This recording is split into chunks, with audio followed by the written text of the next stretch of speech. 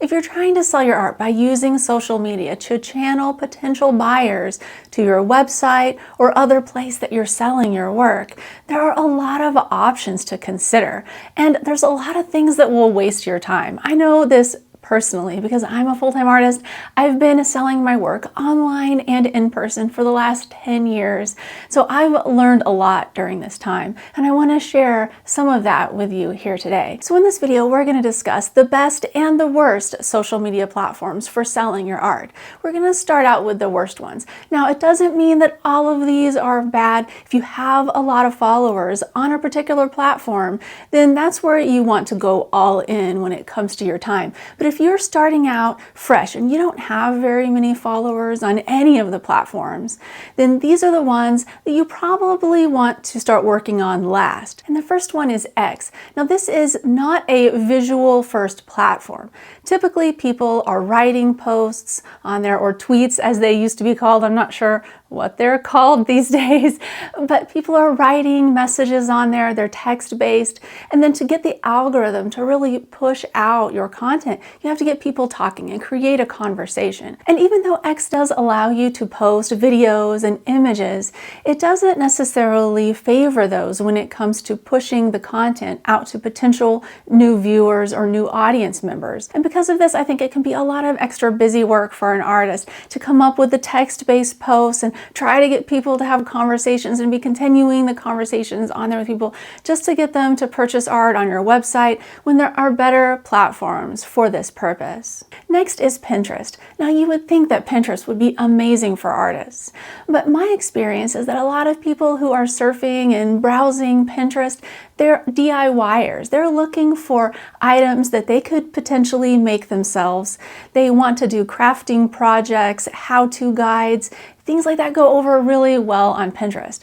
But when they are looking for artwork, they're not necessarily looking to purchase artwork. That said, there definitely are groups of people who get on Pinterest to look for home decoration ideas and topics in that area. So you could potentially sell your work to them. But from my experience, just like Twitter, it is not really worth putting a lot of time in. Now, if you have some sort of auto-posting social media scheduler that you can use to also post things to Pinterest that you're already posting to other social media networks, then it's worth posting on there. But it's not worth spending hours and hours of time to try to sell your artwork using Pinterest. I also wouldn't spend huge amounts of time on Instagram. Now, I know some people will disagree with this because Instagram has been a platform that's really pushed artists, and a lot of artists have sold huge amounts of work on there, and they make their living full-time just selling work from leads they get off of Instagram. So it's not that it can't be done, but I wouldn't put huge amounts of time in it now because it's hard to grow a new Instagram account. Next is LinkedIn.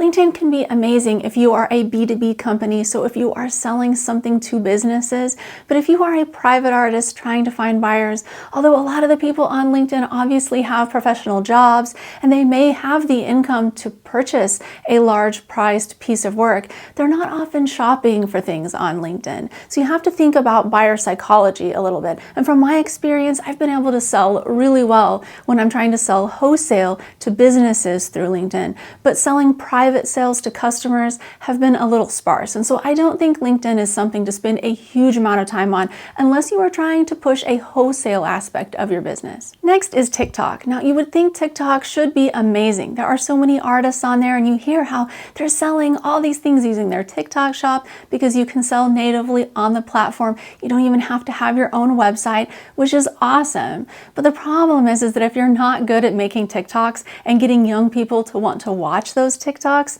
then you're not going to get much reach on the platform. So you have to have a lot of skill when it comes to captivating a young audience, because that's the other thing. TikTok skews to a very young audience. There are older people on there. All ages watch TikTok, but it's majority under 25. So if you're not trying to sell artwork to a really young audience, then TikTok is probably not the place for you. I have a TikTok shop that I set up in November of 2023, and up until now, I've only made 2 sales. I've posted a TikTok every single day, so that is a lot of effort to put out, and I haven't hardly gotten anything back from it. Now for the social media platforms that work. The first one is Facebook. For me, over the last 10 years, Facebook has been consistently the highest performer when it comes to getting people to come to my website to purchase my art. But you don't have to have your own website to sell on Facebook. And these are the opportunities that I think are perfect for new artists that do not have a place already like a website to sell their work. This is Facebook Marketplace and Facebook Shops. You can also set up a Facebook business page, which I would highly suggest, because Facebook business pages are getting pushed out more by the algorithm than they used to be. So you can post on a personal page, a business page, and you can channel everybody to your Facebook shop or your Facebook Marketplace listings. Now, Facebook Marketplace might not be for everyone, but if you have some lower priced items that you're willing to sell to people in person in your local area, so let's say you live in a major metropolitan area, so you have lots of potential customers within a 25-mile radius of you, you could sell a lot of items in person to them by meeting them at like a public location, a coffee shop, for example, with the item that they wanted to purchase and they found on Facebook Marketplace. And it doesn't cost anything to sell your items on Facebook Marketplace if you're selling them in person. You also have the option to ship items to customers, but there is a little bit of an extra cost for that. But if you're just selling to them in person but finding them through Facebook, it can be a great way for free to sell your work, and you can get a lot of exposure through Facebook Marketplace because there's not tons of competition locally for different types of art. I looked up some cat art in Wichita, Kansas, where I live, just to see who my competition would be if I were to sell some of my cat art on Facebook Marketplace. And there were not that many listings, and most of them didn't look very good. So I know that I could definitely compete there. And so if anyone is looking for cat art on Facebook Marketplace in my area, they would be able to see my work. And a lot of times customers like to be able to meet the artist. And so this is a way for them to meet the artist and still be able to have a somewhat online purchasing experience prior to that. You have the ability to strategically boost your listings with ads. You can do this with marketplace listings or with shop listings. You can also boost your posts on your personal page or your business page, but you don't have to use advertising on Facebook to get people to know about you. Another option is to focus on things that are high performers when it comes to the algorithm pushing it out. And one thing that I figured out that Facebook really likes is conversations. So whether you're posting a reel or a static image, anything that you're posting anywhere, if you can get people to talk about it, to comment, to like it, to share it, this will get your post to have a lot more reach. The main thing with Facebook though is to post regularly. So 3 to 5 times a week is good, sometimes more if you can do it. And if you have a pretty good amount of followers, posting a story every day that sends people to your website to purchase is a good idea. But if you don't have a lot of followers, then I would just skip the stories and focus on making reels or static posts with calls to action to your website or maybe your Facebook shop if you have that set up, to where people can know where to purchase your art. The next social media platform you should consider selling your art on is YouTube. Unlike Facebook though, there isn't a native on the platform way to sell your art.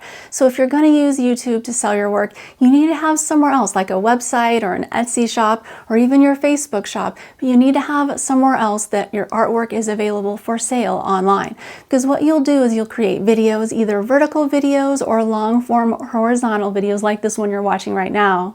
You'll create those videos and then you'll have call to action in those videos to channel people to wherever it is that you're selling your work. And with the amount of reach that YouTube is giving the vertical videos, it's easier than ever to start a YouTube channel. Now it does take time and dedication. You have to be regular with your posts. I would say 3 to 5 shorts per week, 1 long form video per week at minimum. And it does take a lot of extra time, but the amount of connection that you can get with people watching your videos versus static image posts on other websites is not even a fair comparison. I mean, think about it. If they watch a 10 or 20-minute vlog where you're discussing all the things about a new painting and the time it took you to create it, and then at the very end you tell people that prints of it are available for sale or only one is available and they have to get it right now, like, kind of, you're creating urgency. You have that call to action. If they've watched all the way through your video, they're starting to become emotionally really invested in you as a creator and they want to support you. And given the right call to action like a coupon or a limited time deal, they're likely to purchase, much more likely than just seeing a static image post with you talking about a new piece that you created on Facebook or Instagram. Another aspect of YouTube that I want to really emphasize is evergreen content. These are long-form horizontal videos. Anywhere from 4 to 10 minutes in length would be a good range to try to shoot for. But videos that people are searching for that aren't following a particular trend, they're never going to go out of style. People are always going to be searching for them. But you want to create these videos that are targeting people who will actually buy your work. For example, since I'm an animal artist, a good video topic for me to create would be how to take the perfect photograph of your cat. And then I could show them how I take photographs of my cat. And then throughout the video, I could mention that I'm an animal artist and that I make custom pet portraits. And so I've had to learn how to take photos of cats, something like that. I'm saying it offhandedly in the video. And these people are searching for a video of how to photograph their cat on YouTube. They're not thinking about purchasing artwork, but I am kind of slipping the idea in there with the video in a very nonchalant, easy way, and that way they get to know about me and know that I do make artwork, and some of them will inadvertently be interested in the artwork because they have a cat. I make cat artwork, and a lot of times people who have cats like to buy my work.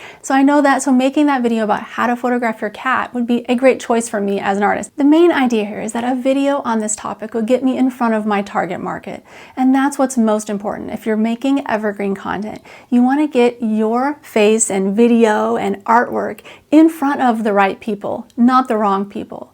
The wrong people would be, for example, if you're doing a tutorial-based content, like how to paint a tiger eye, the people who are watching that video are artists most likely, or people who are wanting to learn how to create something on their own. They're not necessarily in the market for artwork. They might not even own a pet or be interested in animal art or anything of that nature. So you have to think about it. And typically the motivations of these people when they're watching DIY or crafting or tutorial types of content, they just want to learn how to make something themselves. They're not trying to buy the work. And this is the big mistake I see artists making with their YouTube channels, is that often they make a lot of tutorial-based content and then wonder, well, why didn't I sell anything? And it's because the content that you're making is a mismatch of your target audience. You need to make content that's a good fit for your target market of art buyers. And if you'd like some more information about how to get more art buyers to come to your website, check out this video. All right, thank you so much for watching. See you next time.